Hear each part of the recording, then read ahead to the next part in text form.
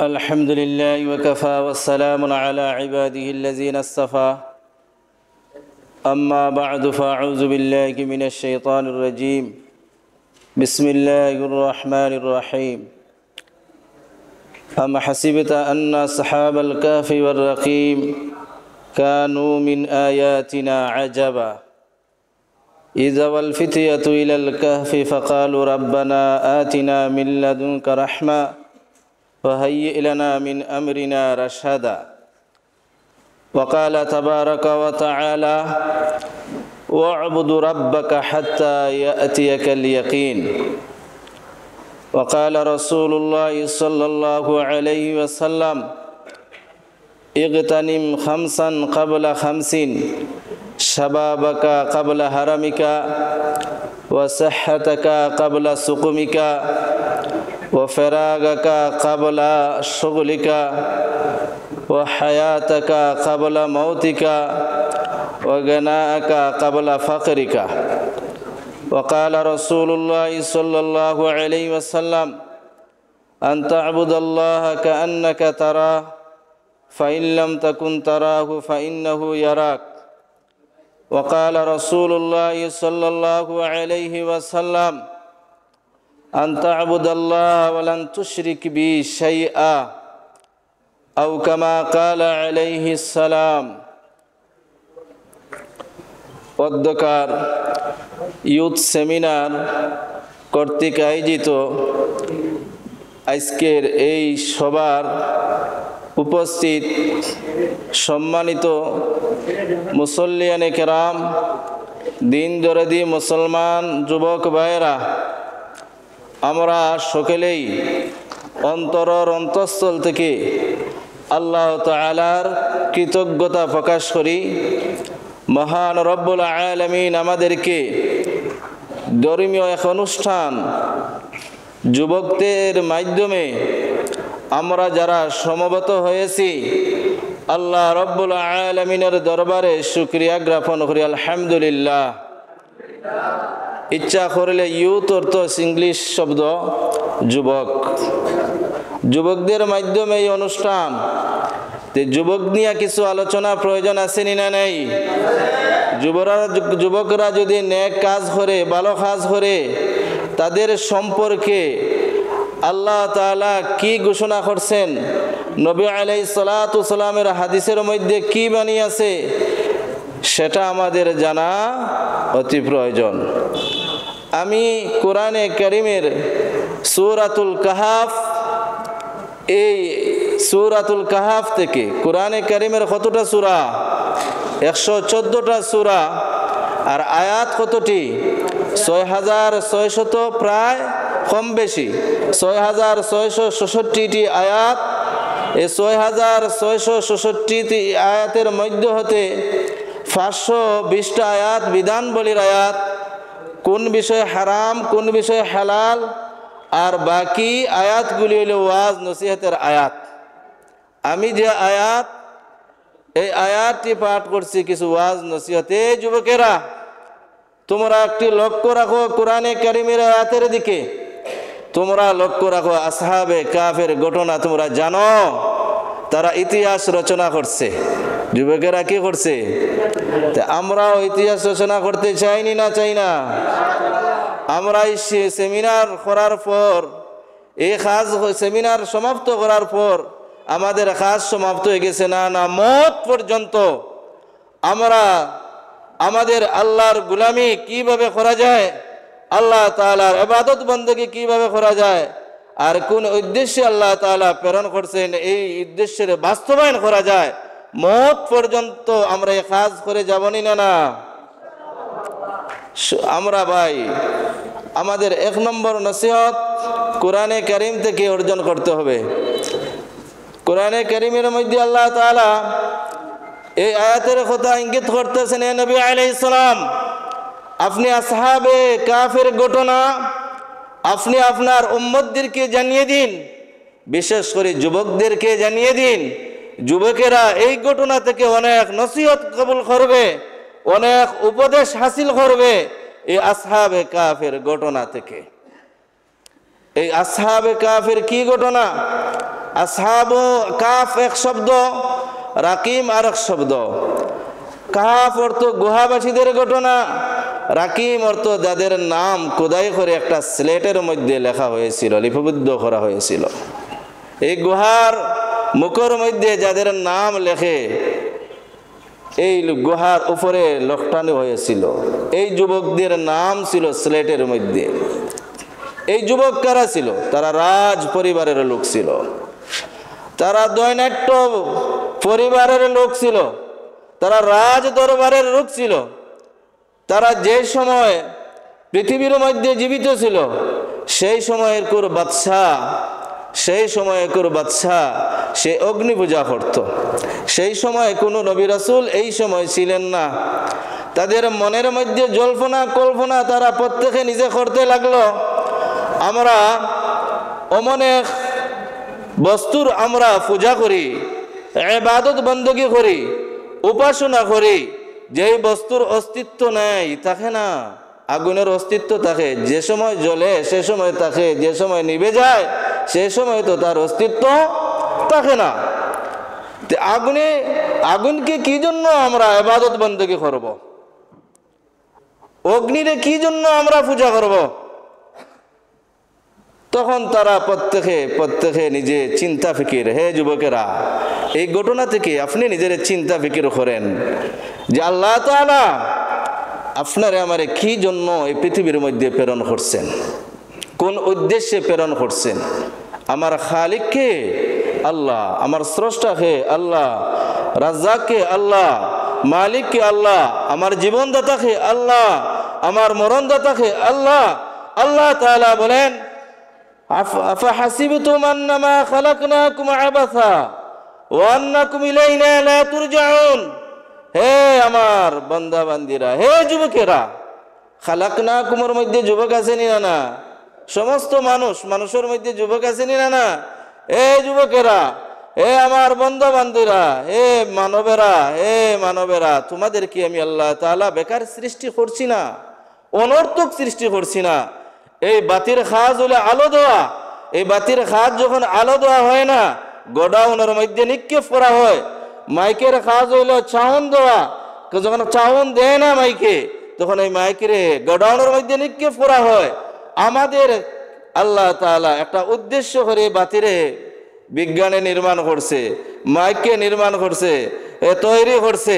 আল্লাহ তাআলা এই মানব জাতিকে এক উদ্দেশ্য করে আল্লাহ তাআলা প্রেরণ করছেন। এই উদ্দেশ্যটা কি? আল্লাহ তাআলার গোলামি করব। আল্লাহ তাআলার কি? গোলামি কতক্ষণ পর্যন্ত করব?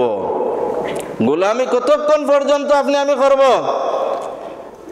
জীবন থেকে যখন আমার জীবন শুরু হয়ে গেছে, দুনিয়ার মধ্যে আমি আসছি, সে সময় থেকে হাত্তা ইয়াতিয়াকাল ইয়াকিন।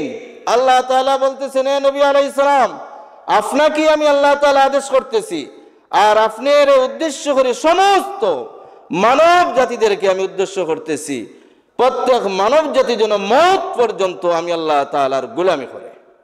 আমরা কার গোলামি করার জন্য আসছি? আল্লাহ তাআলার গোলামি করার জন্য। কতক্ষণ পর্যন্ত? মওত পর্যন্ত। এখন আপনি আমি আল্লাহর গোলামি কতটুকু করলাম ভাই? নিজেকে একটু গবেষণা করে চিন্তা করি যে আল্লাহ তাআলা বলতেছেন, আমার বান্দা, তোমাকে আমি অনর্থক সৃষ্টি করি নাই, একটা দায় দায়িত্ব দিয়ে সৃষ্টি করছি। এই দায় দায়িত্বটা হলো আমার গোলামি। এই গোলামি আমি কতটুকু করলাম? এখন আমার যৌবন কাল অতিবাহিত যাইতেছে। কাইফা ইয়ানজু মান নাশাতির বালহাওয়া ওয়াল মাআসি শাব্বা ফিহা ওয়াক্তাহাল। হে যুবক, আমি নিজেরই একটু গবেষণা করি, যেমন গুনার মধ্যে আমি হাবুডুবু খাইতেছি, যে গুনাহ আমি করতে করতে বার্ধক্য পর্যন্ত যে আমি ফসিয়া যাইতেছি, গুনাহ থেকে আমি আর ফিরে আসতেছি না, আমি নিজেকে একটু ফিরিয়ে নিয়ে আসি। এই যুবক, কিভাবে তুমি এত গুনাহ করতেছো? তুমি একটু লক্ষ্য রাখো, গুনাহ থেকে ফিরে আসো না কেন? তোমার দিকে লক্ষ্য করলে বোঝা যায় এই গুনাহ মওত পর্যন্ত তুমি করতে থাকবে। হে যুবক, নিজেকে একটু গবেষণা করি, চিন্তা করি। নবী আলাইহিস সালাম বলেন, আমি কোরআন হাদিস ছাড়া কোনো কথা আপনাদের অনর্থক কোনো কথা বলবো না, কিছু নসিহত সেমিনার থেকে নিয়ে যাই। নবী আলাইহিস সালাম বলেন, কাল কিয়ামতের দিন কোনো বনি আদম 5টা প্রশ্ন যতক্ষণ পর্যন্ত উত্তর না দিছে ততক্ষণ পর্যন্ত একটা কদম সরাতে পারবে না। ধনী হই গরিব হই, রাজা হই প্রজা হই, সুখী হই দুঃখী হই, বেমার হই সুস্থ হই অসুস্থ হই, যেই রাজা হই প্রজা হই যেই হই, প্রত্যেকে এই 5টা প্রশ্নের উত্তর দিতে হবে। এই 5টার প্রশ্নের মধ্যে হইতে একটা প্রশ্ন আল্লাহ তাআলা করবেন, আন আমরি ফিমা আফনা, আন আমরি ফিমা আফনা। হে আমার বান্দা বান্দিরা, হে মানুষেরা, আমি তোমাকে যে সময় দিলাম এই সময়টা তুমি কোথায় অতিবাহিত করছো?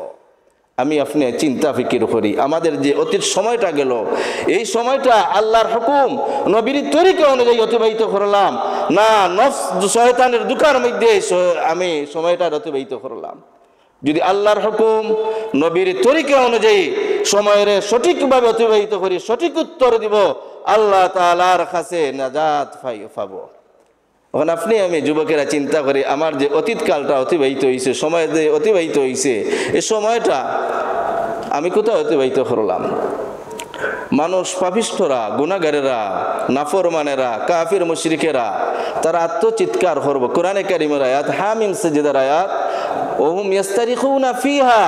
ইয়াস্তারিখুনার শাব্দিক শব্দের অর্থ হলো ছোট বাচ্চা মার গর্ভ থেকে জন্মগ্রহণ করার পর যে চিৎকার করে, ঠিক তদ্রূপভাবে নাফরমানেরা, পাপিষ্ঠরা যারা আল্লাহর অবাধ্যতা করছে, নাফরমানি করছে, তার জীবন রে সময় রে নফসর শয়তানের মধ্যে দুকার মধ্যে ফড়িয়া অতিবাহিত করছে, কচি শিশুর মতো, নাবালিক বাচ্চার মতো আল্লাহর দরবারে চিৎকার করবে, আল্লাহ আবার দুনিয়ার মধ্যে পাঠাও, আল্লাহ আর যৌবনকাল আল্লাহ গুনার মধ্যে অতিবাহিত করবো না, আল্লাহ আমার সময় রে গুনার মধ্যে অতিবাহিত করবো না, আল্লাহ দুনিয়ার মধ্যে আবার আমারে প্রেরণ করো, আবার ফাটাও, 1 সেকেন্ডের জন্য আল্লাহ আমি গুনাহ করব না। কোরআনে কারীমের আয়াত, আল্লাহর পক্ষ হইতে ঘোষণা আসবে, আওয়ালাম নুআম্মিরুকুম মা ইয়াতাযাক্কার, আওয়ালাম নুআম্মিরুকুম মা ইয়াতাযাক্কার। তোমার কাছে কোনো উপদেশকারী আসে নাই, কোনো নসিহতকারী আসে নাই? আওয়ালাম নুআম্মিরুকুম মা ইয়াতাযাক্কার ফীমান তাযাক্কার ওয়া জাআকুমুন নাযীর। কোনো ভয় প্রদর্শনকারী আসে নাই, দুজখের ভয় তোমাদেরকে দেখায় নাই, হাসর নসর ফুলসিরাতের ভয় তোমাদেরকে দেখায় নাই, আমি আল্লাহ তাআলার আযাব গজবের ভয় তোমাদেরকে দেখায় নাই, এই রকম কোনো ভয় প্রদর্শনকারী তোমাদের সম্মুখে আসে নাই। তখন পাপিষ্ঠরা বলবে, আল্লাহ তারা বলছিল আপনার কথা, তারা বলছে আপনার আযাব গজব শাস্তির কথা আমাদের সামনে উপস্থাপনা করছে, আল্লাহ এগুলো আমরা আমল করি নাই। আল্লাহর পক্ষ হইতে ঘোষণা আসবে, ফাজুকু ফামা লিয-যালিমিনা মিন নাসির। আজকে শাস্তির স্বাদ তুমি উপভোগ করো, আজকে শাস্তির স্বাদ তুমি উপভোগ করো। তোমার নাজাতের কারণ একমাত্র ছিল তোমার নেক আমল, এই আমল তুমি করো নাই, আজকে শাস্তির স্বাদ তুমি উপভোগ করো। কাল কিয়ামতের দিন আল্লাহ তাআলা সময় সম্পর্কে আল্লাহ তাআলা জিজ্ঞাসা করবেন না না, ফিমা আফনা আন উমরিহি ফিমা আফনা। হে যুবকেরা, আমরা লক্ষ্য রাখি আমার জীবন, আমার সময় আমি কোথায় অতিবাহিত করতেছি। আন উমরিহি ফিমা আফনা ওয়া আন শাবাবিহি ফিমা আবলা। হে যুবক, যুবকরে প্রশ্ন করে, হে যুবক তোমার যৌবন কাল তুমি কোথায় অতিবাহিত করছো? হে যুবক তোমার যৌবন কাল তুমি কোথায় অতিবাহিত করছো? কারণ আমরা যারা যুবক আছি নিজেকে চিন্তা ফিকির করি, গবেষণা করি, আল্লাহর যদি চিন্তা হয়, অফি আনফুসিকুম আফালা তুবসিরুন, অফি আনফুসিকুম আফালা তুবসিরুন। আল্লাহ তাআলা বলেন, আমার যদি তোমরা চিন্তা হয়, তোমরা নিজেকে নিজে চিনে নাও। তোমার হাত কে সৃষ্টি করলো, তোমার পাও কে সৃষ্টি করলো, তোমার বডির অঙ্গ প্রত্যঙ্গ কে সৃষ্টি করলো, তুমি নিজেরে চিনো যদি, আমি আল্লাহরে চিনতে সহজ হয়ে যাবে। আল্লাহ তাআলা যুবকরে প্রশ্ন করবেন, ওয়ান শাবাবিহি ফিমা আবলা। তোমার যৌবন কাল তুমি কোথায় অতিবাহিত করছো? আমাদের যুবকেরা আজকে বিপদগ্রস্ত, আমাদের যুবকেরা বিভিন্ন লাইনে, বিভিন্ন অপরাধে, বিভিন্ন গুনাহে জর্জরিত। আইয়ুল মুখতালু ফি সাওবিল আমাল ওয়াল মুবাহি বিতিরাজিন ফিল হিলাল ওয়াল মুজারি ফি মায়াদিনিল খালা কাদ্দানাত মিনকা মারারাতুল আজাল। হে যুবক, তোমার যৌবনকাল তুমি এমন সুন্দর সাজ সূর্য করে তুমি সুন্দর পোশাক পরিচ্ছদ করে তুমি তোমার যৌবন কাল রে এমন অতিবাহিত করতেছ, তুমি এমন অহংকার করতেছ, এমন ভাবে তুমি সাজসজ্জা করতেছ যে বোঝা যাইতেছে তোমার সাথে কোনো মৃত্যু নাই, তোমার কোনো মৃত্যু আসবে না। কাদ্দানাত মিনকা মারারাতুল আজাল, তুমি যুবক তুমি জানিয়ে রাখো মৃত্যু তোমার অতি নিকটে। তোমার গলার যে রোগ, বড় রোগ আছে, এই রোগের আরো নিকটে মত তোমার সাথে, মত তোমার সাথে। যুবকের কি মৃত্যু আসে না? যুবকরা কি অসুস্থ হয় না? যুবকের কি অ্যাক্সিডেন্ট হয় না? যুবকের কি মৃত্যু হয় না? আমরা কেউ মারা গেলে যৌবন অবস্থায় অকালে মৃত্যু হয়েছে, অকালে মৃত্যু। মৃত্যুর কোন অকাল আছে? মৃত্যুর কোন কাল আছে? কোন ধর্ম আছে, কোন ব্যক্তি আছে যে মৃত্যুরে বিশ্বাস করে না? কোন ধর্ম আছে, কোন ব্যক্তি আছে, কোন বিজ্ঞান আছে যে না মৃত্যু হয় না? একটা সবাই কি করে মৃত্যুরে কি করে বিশ্বাস করে। আমরা যে জীবন যাপন করতেছি এটা অস্বাভাবিক। এটা কি অস্বাভাবিক? মৃত্যু যে কার কখন কোন সময় আসে আমরা কেউ বলতে পারি না। কুল ইয়াতাওয়াফাকুম মালাকুল মাউতিল্লাযী উকিলা বিকুম সুম্মা ইলা রাব্বিকুম তুরজাউন। হে নবী আলাইহিস সালাম, এই আয়াতের দিকে আমরা লক্ষ্য করি, জানার চেষ্টা করি। হে নবী আলাইহিস সালাম, আপনি আপনার উম্মতদেরকে মৌতের আলোচনা, মৌতের বিষয় জানিয়ে দিন। হে যুবক, তুমিও জানিয়ে থাকো মৌতের বিষয়, তুমিও জানিয়ে থাকো কি ইয়াতাওয়াফাকুম মালাকুল মাউতিল্লাযী, মৌতের ফেরেশতা অর্থাৎ আজরাইল আলাইহিস সালাম সবার সাথে নিয়োজিত। যে বৃদ্ধর শুধু মৃত্যু আসে, যুবকের আসে না। না না, মৌতের ফেরেশতা যার যতদিন হায়াতে জিন্দেগি, কেউর হায়াতে জিন্দেগি 1 সেকেন্ড, কেউর 1 দিন, কেউর 1 সপ্তাহ, কেউর 1 মাস, কেউর 1 বছর, কেউর 5 বছর 10 বছর। নবী আলাইহিস সালাম বলেন আমার উম্মতের অধিকাংশ উম্মত 60 থেকে 70 বছর বয়সে জীবন যাপন করবে। কত বছর বয়স? 60 থেকে 70 বছর বয়স অধিকাংশ উম্মত মারা যাবে। আচ্ছা বলেন তো, সাহাবায়ে কেরামের মধ্যে হইতে সবচেয়ে বয়স্ক সাহাবী কে ছিলেন বলেন? আপনারা কে বলতে পারবেন? জেনারেল শিক্ষিত যারা আছেন এরা বলেন। সালমান ফারসি রাদিয়াল্লাহু তাআলা আনহু সাহাবায়ে কেরামের মধ্যে সবচেয়ে বয়স্ক সাহাবী তিনি ছিলেন। হযরত সালমান কত বছর বয়স? 350 বছর। কত বছর বয়স? আর দ্বিতীয় কোন সাহাবী ছিলেন যার বয়স বেশি বলতে পারেন? যারা হুজুররা আছেন তারা বলবেন না, কারণ আপনারা কিতাব পড়ছেন। জেনারেল শিক্ষিত যারা বাইরে আছেন তারা বলেন সাহাবায়ে কেরামের মধ্যে দ্বিতীয় সাহাবী যার বয়স বেশি ছিল, আপনারা বলেন। হাকিম ইবনে হিজাম রাদিয়াল্লাহু তাআলা আনহু। নাম কি? হাকিম ইবনে হিজাম রাদিয়াল্লাহু তাআলা আনহু। উলিদা ফি মক্কাতা। তার মা, তিনি গর্ভ অবস্থায় ছিলেন আর তার মা তোয়াফ করতেছেন, বাইতুল্লাহ শরীফ কি করতেছেন? তোয়াফ করতেছেন। গর্ভের বেদনা ধরছে, সাথে গর্ভের বেদনা ধরার সাথে সাথে বাইতুল্লাহর ভিতরে প্রবেশ করছেন। আর এই বাইতুল্লাহর ঘরের ভিতরে তার জন্ম হয়েছে। সুবহানাল্লাহ। খার হাকিমে বয়স কত বছর? 120 বছর। তিনি 60 বছরের জিন্দেগি কুফরি জিন্দেগি আর 60 বছরের জিন্দেগি ইসলামের জিন্দেগি। নবী আলাইহিস সালামের কাছে একজন প্রশ্ন করলেন, ইয়া রাসূলুল্লাহ, আমি যখন অমুসলিম ছিলাম, আমি যখন মুসলমান ছিলাম না, সেই সময় আমি বিভিন্ন সামাজিক কর্মকাণ্ড করছি, বিভিন্ন ভালো কাজ করছি ইয়া রাসূলুল্লাহ। এখন আমি ইসলাম ধর্ম গ্রহণ করছি ইয়া রাসূলুল্লাহ।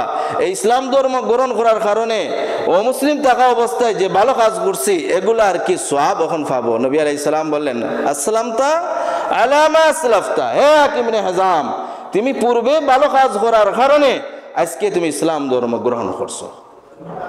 এই যুবকেরা যে আজকে ভালো কাজ করতেছে, আশা রাখি আগামীতে তাদের দ্বারা এই দেশ জাতি বিশ্বের মধ্যে যুবকের মাধ্যমে আরো ভালো কাজ আল্লাহ তাআলা তাদের দ্বারা আদায় করবেন। আমরা সকলে বলি আমিন।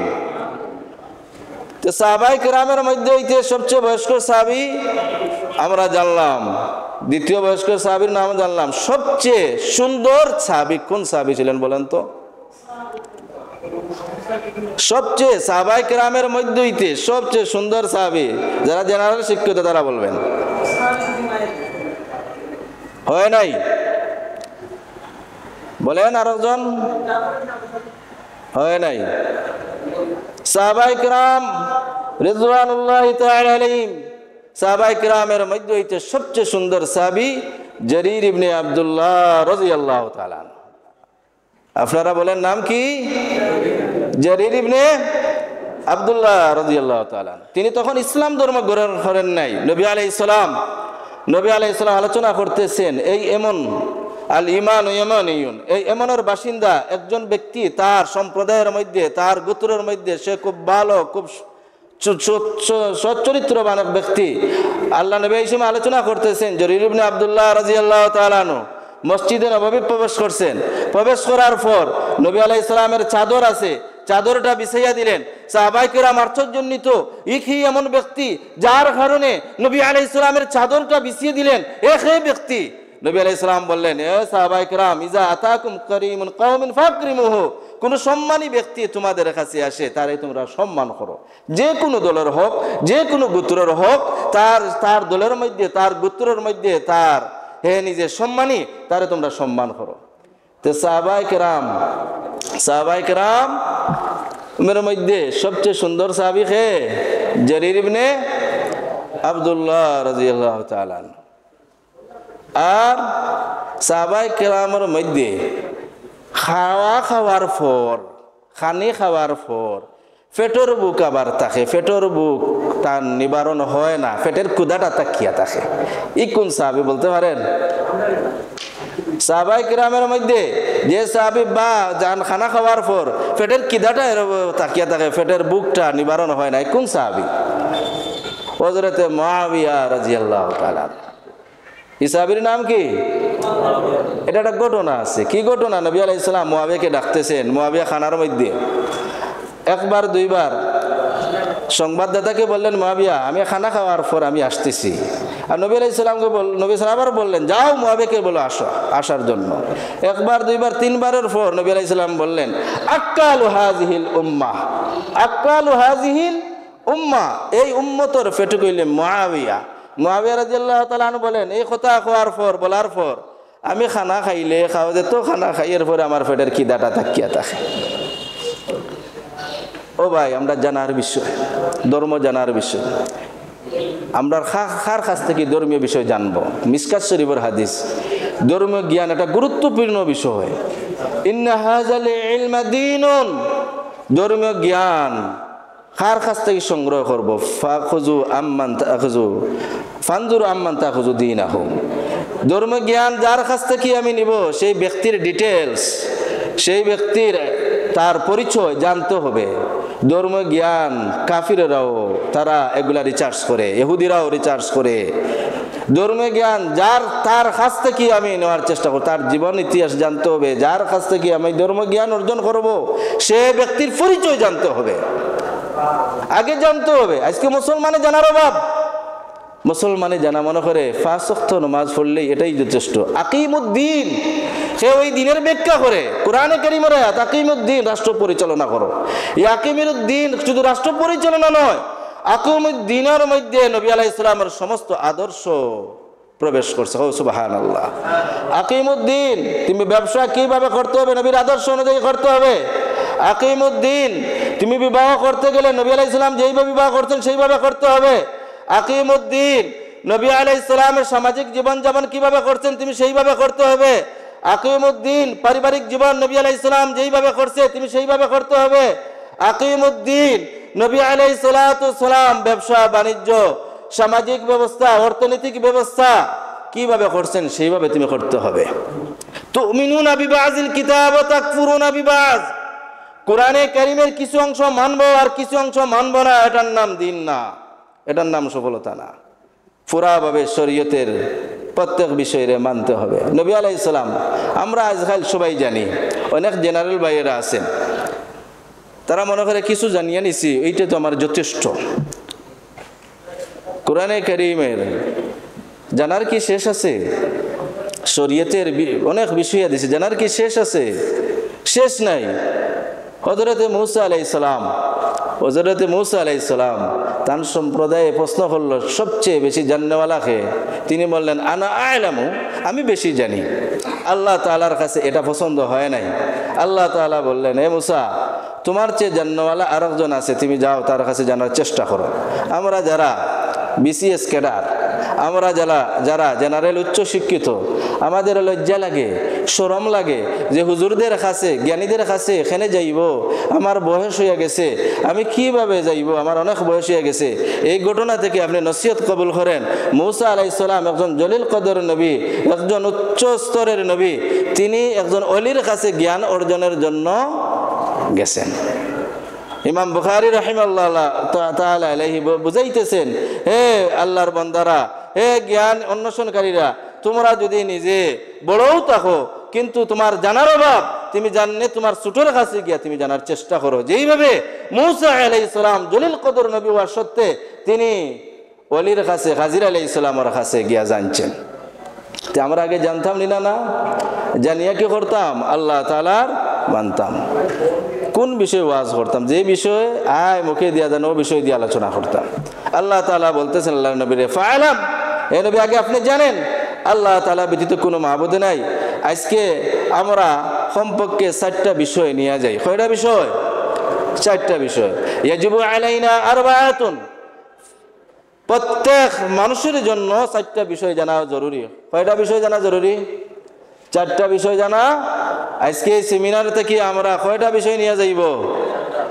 4টা বিষয় নিয়ে যাইব। ইয়াজিবু আলাইনা আরবাআতুন, আমাদের জন্য জরুরি অত্যাবশ্যক হলো 4টা বিষয় জানতে হবে। 1 নম্বর বিষয় মারিফাতুল্লাহ। 1 নম্বর বিষয় কি? আল্লাহ তাআলার পরিচয়। কার পরিচয়? আল্লাহ তাআলার পরিচয়।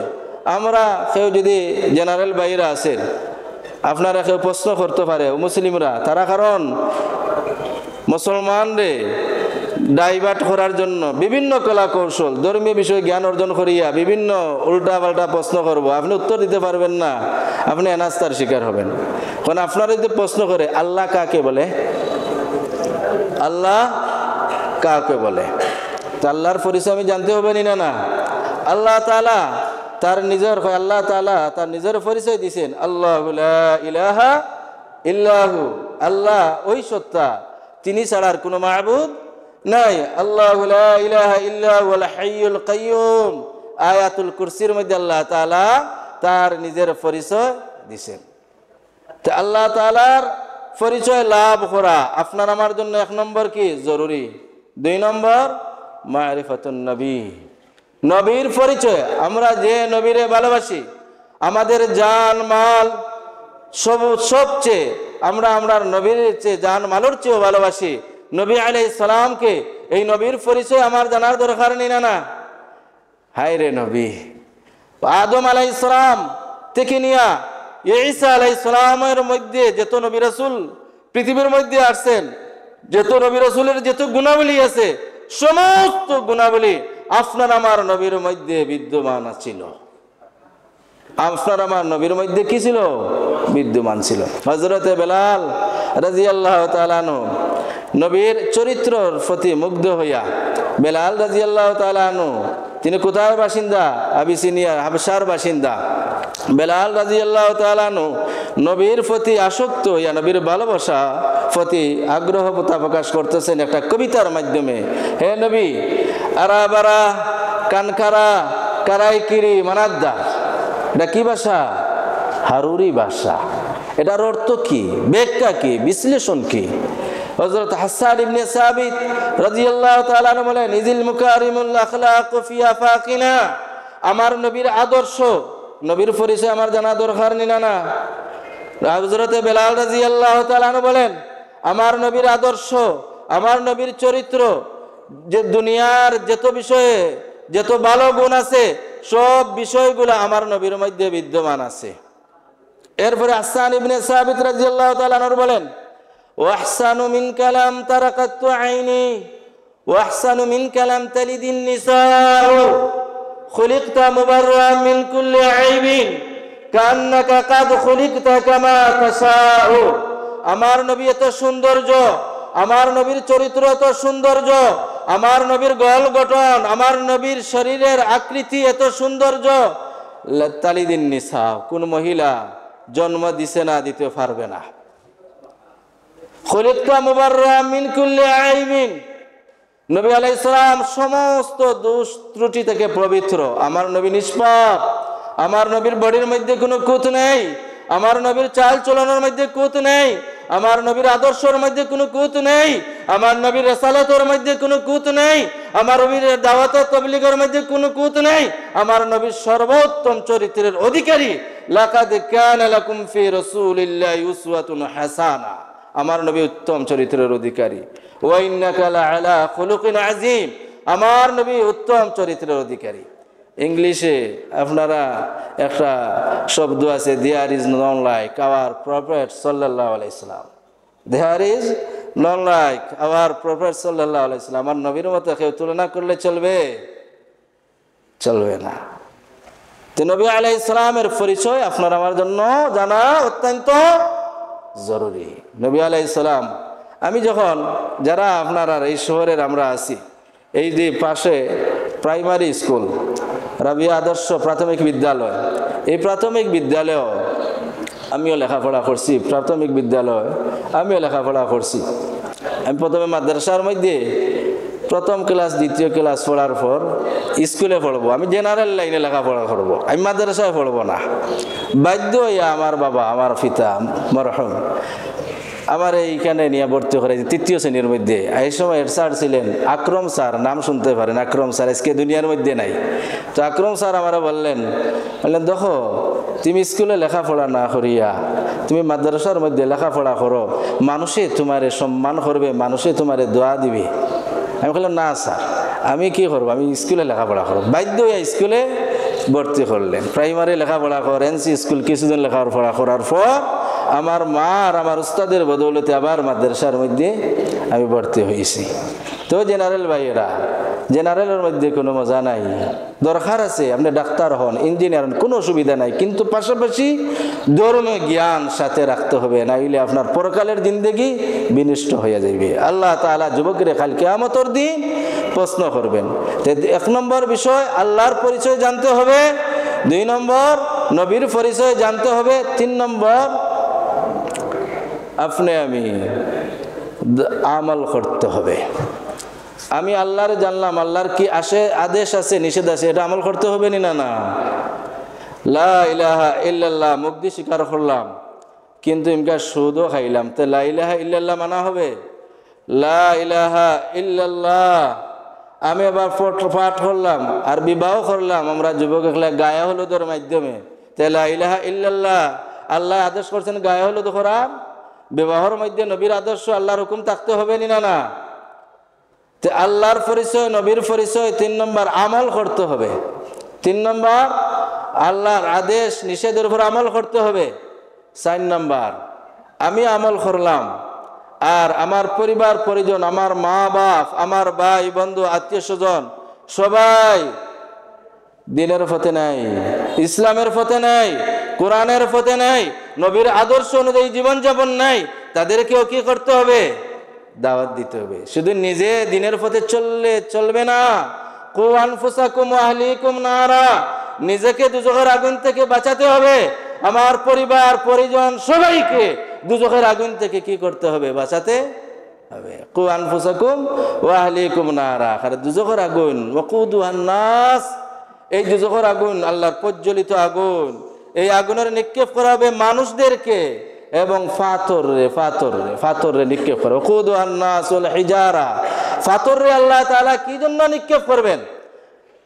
ফাতর কি আল্লাহ তাআলা কি জন্য নিক্ষেপ করবেন? ফাতর পূজারী মানুষ আছে নিনা না? ফাতর পূজা করে নিনা না?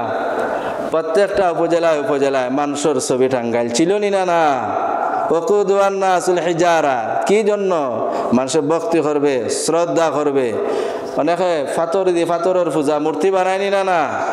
মূর্তি বানায়। তে আল্লাহ তাআলা ফাতর রে দেখাইবেন যে তোমরা ফাতর রে সম্মান করছো, ফাতরের ইবাদত বন্দেগী করছো, ও তোমরার মাবুদরে আমি দুজখে নিক্ষেপ করলাম। ওয়াকুদুহান নাস ওয়াল হিজারা আলাইহা মালাইকাতুন গিলাজ শিদাদুল্লাহ ইয়াসুনাল্লাহ মা আমারাহুম ইয়াফআলুনা মা ইউমারুন। আল্লাহ তাআলা সেই সময় দুজখের মধ্যে একজন দারওয়ান থাকবেন, জাবানিয়া ফেরেশতা, লা ইয়াসুন আল্লাহ, এই ফেরেশতা কোনো ঘুষ গ্রহণ করবেন না। যাদের সাব্যস্ত হয়ে গেছে দুজখের মধ্যে নিক্ষেপ করা, তারা কখনো এই দুজখ থেকে নাজাত পাবে না। এই যে দুজখের ফেরেশতা দুনিয়ার মধ্যে দেখা যায় জেল খানার মধ্যে অনেক সময় শাস্তি থেকে নাজাত পেয়ে যায়, ঘুষ দিয়া, বিভিন্ন প্রটোকন দিয়া, বিভিন্ন লিডার নেতার মাধ্যমে সে শাস্তি থেকে মুক্তি পাওয়া যায়। সেই সময় অপরাধীরা কখনো আল্লাহর শাস্তি থেকে নাজাত পাবে না, কারণ আল্লাহ তাআলা ফেরেশতাকে যা আদেশ করবেন ফেরেশতারা তা পালন করবেন। আল্লাহ তাআলা অন্য আয়াতের মধ্যে বলেন, হে নবী আলাইহিস সালাম, সেই সময় গুনাহগারদের দিয়ে আপনি অবস্থা দেখবেন, ওয়ালাউ তারা ইযিল মুজরিমুনা নাকিসু রুউসিহিম ইনদা রাব্বিহিম, আল্লাহ তাআলার দরবারও তারা মাথা নত করে বলবে, আল্লাহ আজকে দেখতেছি আল্লাহ নামাজ পড়ি নাই, নামাজের শাস্তি, আল্লাহ আজকে দেখতেছি আল্লাহ জিনা করছি, জিনার শাস্তি আল্লাহ নিজের চোখে দেখতেছি, আল্লাহ আজকে ফরার হক আত্মসাৎ করছি, আল্লাহ এগুলার শাস্তি দেখতেছি, আল্লাহ আজকে দেখতেছি আল্লাহ এই বাংলাদেশের জনগণের হক আত্মসাৎ করছি, রাষ্ট্রীয় সম্পদ আত্মসাৎ করছি, ও আল্লাহ এগুলার শাস্তি আল্লাহ দেখতেছি, আল্লাহ আবার দুনিয়ার মধ্যে পাঠাও। ও নবী আলাইহিস সালাম, এই পাপিষ্ঠ গুনাহগারদেরকে আপনি যদি দেখতেন, অর্থাৎ দেখবেন, নিশ্চয় দেখবেন, যারা গুনার মধ্যে নিয়োজিত। ওয়ালাউ তারা ইযিল মুজরিমুনা নাকিসু রুউসিহিম ইনদা রাব্বিহিম রাব্বানা আবসারনা, হে আমাদের প্রতিপালক, নিজের চোখে অপরাধের শাস্তি আল্লাহ দেখতেছি, আল্লাহ আবার দুনিয়ার মধ্যে প্রেরণ করো, আবার দুনিয়ার মধ্যে প্রেরণ করো। আল্লাহ আবার দুনিয়ার মধ্যে প্রেরণ করবেন? করবেন না। ও ভাই হল, দুস্থ হল যুবক ভাইরা, আল্লাহ তাআলা যুবকদেরকে প্রশ্ন করবেন, ওয়ান শাবাবিহি ফিমা আবলা, হে যুবক তোমার যৌবন কাল তুমি কোথায় অতিবাহিত করছো? যারা বৃদ্ধ হইয়া গেছে তারা চিন্তা করুক যে আমি যৌবন কাল যে আমার অতিবাহিত হইল, আল্লাহর হুকুম নবীর তরিকা অনুযায়ী আমার যৌবন কালকে আমি অতিবাহিত করলাম। যদি আল্লাহর হুকুম নবীর তরিকা অনুযায়ী যৌবন কাল অতিবাহিত করি, সঠিক উত্তর দিব, নাজাত পাবো। ওয়ান শাবাবি ফিমা আবলা, এই যুবকদের সেমিনার। ও যুবক, বুখারী শরীফের মধ্যে আছে, নবী আলাইহিস সালাম বলেন, কাল কিয়ামতের দিন আল্লাহর আরশের ছায়া ছাড়া যখন কোনো ছায়া থাকবে না, এই আল্লাহর আরশের ছায়ার নিচে 7টা দল অবস্থান করবে। এই 7টা দলের মধ্য হতে একটা দল হলো যুবক। ওই যুবক, যে যুবকেরা তাদের যৌবন কালে আল্লাহর ইবাদত বন্দেগীর মধ্যে ব্যয় করছে। হে যুবক, যারা আয়োজন করছেন নিজেরা ভাগ্যবান মনে করেন, আর যারা উপস্থিত হয়েছেন তারাও নিজেরা ভাগ্যবান মনে করেন। নশাবুন নাশা ফি ইবাদাতিল্লাহ, ও যুবক যার যৌবন কাল আল্লাহর ইবাদত বন্দেগীর মধ্যে অতিবাহিত করছে। তে যৌবন কাল বড় দামি। আমি যে আয়াত আসহাবুল কাফির রাকিম, এই আসহাবুল কাফির রাকিম তারা খেয়েছিল, তারা জওয়ান যুবকেরা ছিল, রাজ দরবারের, রাজ পরিবারের, দৈনাট্য ব্যক্তিদের পরিবারের এই যুবকেরা ছিল। তারা কি জন্য এই রাজপ্রাসাদ পরিত্যাগ করে, কি জন্য তাদের আত্মীয় স্বজন পরিবার পরিজনকে পরিত্যাগ করে তারা হিজরত করলো? কি জন্য? তাদের ঈমান হেফাজত করার জন্য, একমাত্র আল্লাহ তাআলার ইবাদত বন্দেগী করার জন্য তারা তাদের রাজপ্রাসাদ পরিত্যাগ করছে। আসহাবাল কাফি ওয়ার রাকিম কানু মিন আয়াতিনা আজাবা, হে নবী আলাইহিস সালাম আপনি আপনার উম্মতদেরকে জানিয়ে দিন, আসহাবাল কাফির রাকিম যুবকদের আলোচনা আপনি আপনার উম্মতদেরকে তাদেরকে জানিয়ে দিন, তারা এই ঘটনা থেকে নসিহত গ্রহণ করবে। ইজ আওয়াল ফিতিয়াতু ইলাল কাফি ফাকালু রাব্বানা আতিনা, ও ভাই, ও যুবক, আপনি আমি এই যুবকের এই আলোচনা থেকে নসিহত গ্রহণ করি। এই যুবকেরা যখন গুহার মধ্যে আশ্রয় নেয়, বাদশার জানাজানি হয়ে গেল, তার পরিবার পরিজনের জানাজানি হয়ে গেল, এরা কোথায় গেল? এরা ঘরে নাই, বাড়িতে নাই, শহরে নাই, দেশের মধ্যে নাই, এরা কোথায় গেল? তখন সবাই জানলো এরা তো দেশ ছাড়া হয়ে গেছে। তারা একটা পাহাড়ের গুহার মধ্যে আশ্রয় নিছে। আল্লাহ তাআলার কাছে দোয়া করতে লাগলো, আল্লাহ, ও আল্লাহ, আমরা যেই উদ্দেশ্যে আমাদের ঘর ছাড়া, বাড়ি ছাড়া, পরিবার পরিজন ছাড়া আল্লাহ একমাত্র ঈমান হেফাজত করার জন্য আমরা আমাদের দেশ রাজপ্রাসাদ পরিত্যাগ করছি, ও আল্লাহ, আমাদের আত্মীয় স্বজন, মা বাপ সবাইকে পরিত্যাগ করছি আল্লাহ। আপনি আমরা যেই উদ্দেশ্যে আপনার পক্ষ হইতে আপনি সাহায্য প্রেরণ করেন আল্লাহ, আপনার পক্ষ হইতে রহমত দান করেন, আমরা যেই উদ্দেশ্যে আল্লাহ আমরা বের হয়েছি আল্লাহ, এই উদ্দেশ্যে বাস্তবায়ন করেন। কোন উদ্দেশ্যে? ঈমান হেফাজত করার জন্য। আমরা আমার পরিবার পরিজনরে আল্লাহ আমরা ত্যাগ করছি, দেশ ত্যাগ করছি আল্লাহ, আমাদের ঈমানের হেফাজত করেন, আমাদের উদ্দেশ্যের আল্লাহ বাস্তবায়ন করেন। মিল্লাদুনকা রাহমা, আপনার পক্ষ হইতে রহমত দান করেন। ভাই ইলানা, এবং আপনি আমাদের যে কাজের জন্য আমরা বের হয়েছি কাজের সহজ করে দিন। মিন আমরিনা রাশাদা। এই যুবকেরা ইতিহাস কোথায় আছে? কোরআনের মধ্যে আছে। আরেক যুবকের ঘটনা কোরআনের মধ্যে আছে, আছে না নাই? আসহাবুল খুদুদ সূরাতুল বুরুজের মধ্যে আছে।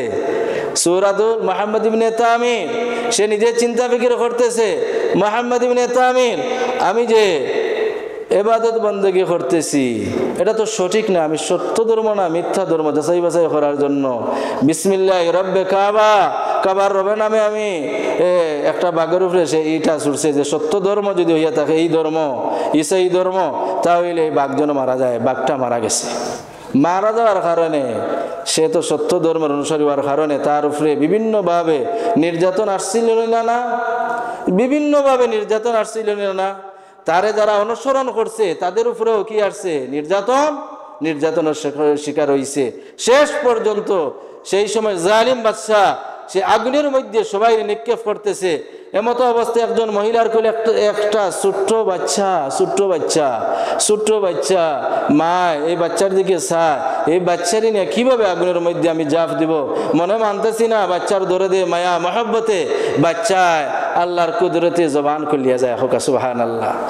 এই বাচ্চা বলে ইয়া উম্মি ইসবিরি, হে আমার মা তুমি ধৈর্য ধারণ করো।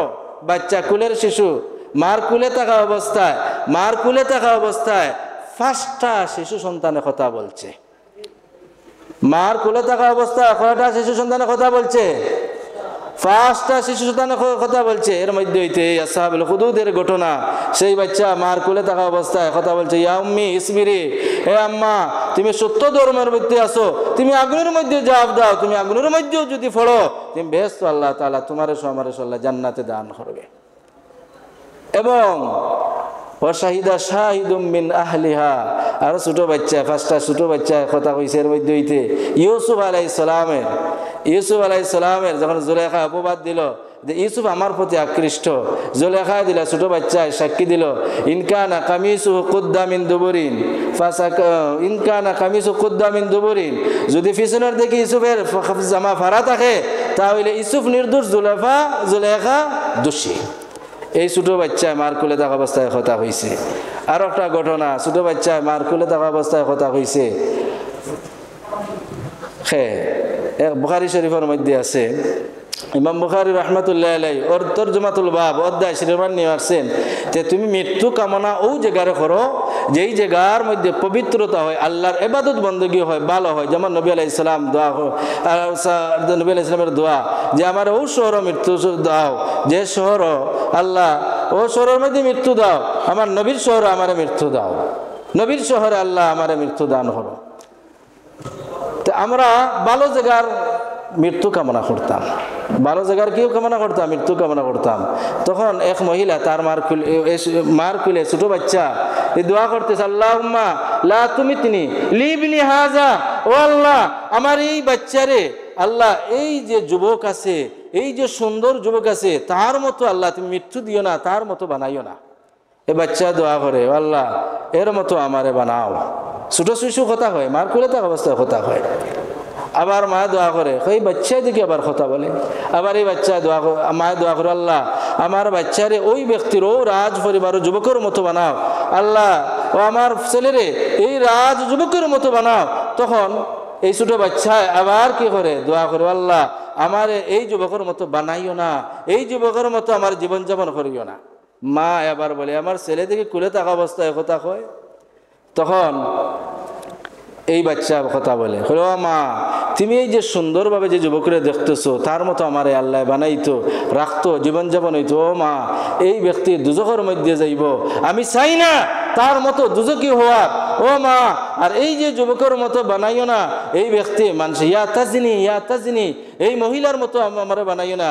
মানুষে তার অপবাদ দেয় সে জিনাকারিনী, আর সেই ব্যক্তি বলে হাসবি আল্লাহ, আল্লাহ আমার জন্য যথেষ্ট, হাসবি আল্লাহ, আল্লাহ আমার জন্য যথেষ্ট। সে জান্নাতও যাইব, সে দোষী না।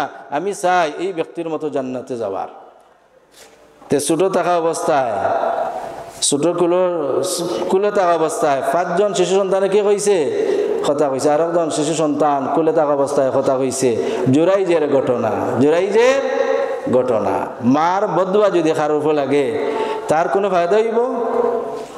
কোনো ফায়দা হবে না। মার যদি বদুয়া কারোর উপরে থাকে, জুরাইজের কাছে বদুয়া দিলেন, আল্লাহ ইয়া জুরাইজ, আর জুরাইজ নামাজের অবস্থায় ইয়া জুরাইজ, আর জুরাইজ রহমতুল্লাহ আলাইহি তিনি বলতেছেন আল্লাহুম্মা উম্মি ও সালাতি, ও আল্লাহ এদিকে আমার মায়া ডাকতেছেন, ও আল্লাহ এদিকে তো নামাজ পড়তেছি, আল্লাহ এটার ফয়সালা করো। কি করব?